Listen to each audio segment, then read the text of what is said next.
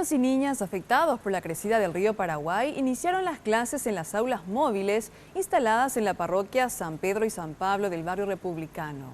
Docentes y estudiantes aseguran que a pesar del calor, las clases se desarrollan con normalidad. Estamos desarrollando las actividades con total normalidad. Acá desde esta semana contamos con las nuevas aulas móviles y estamos muy contentos, muy tranquilos.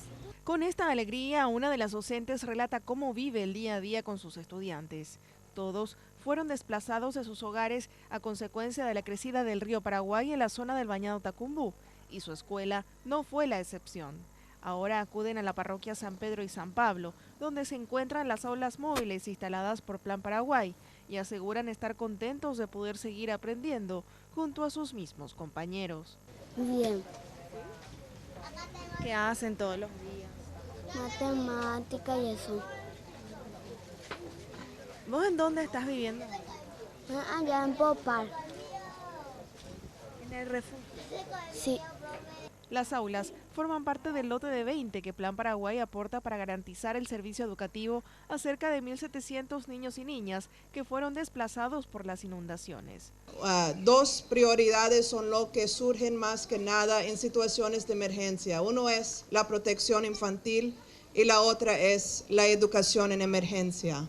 Y por eso nosotros apostamos entre todo lo que se está haciendo y se debe de hacer en situaciones de emergencia, que también los chicos y las chicas no pierden su educación en estas situaciones muy difíciles.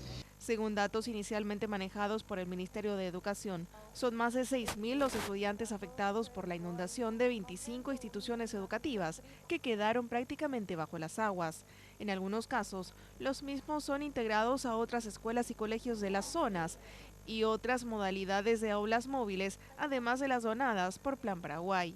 Hay grupos de niños que hoy inician sus actividades, niños que se están sumando, algunos que por las crecidas estuvieron viviendo en el interior y recién desde hoy entonces están llegando a las escuelas, así que estamos en pleno proceso de adaptación todos acá. Además de Asunción, comunidades educativas de Limpio y Villeta también serán beneficiadas con la instalación de las aulas móviles de Plan Paraguay, y así los niños, niñas y jóvenes podrán seguir estudiando en un ambiente apto a pesar de la adversidad.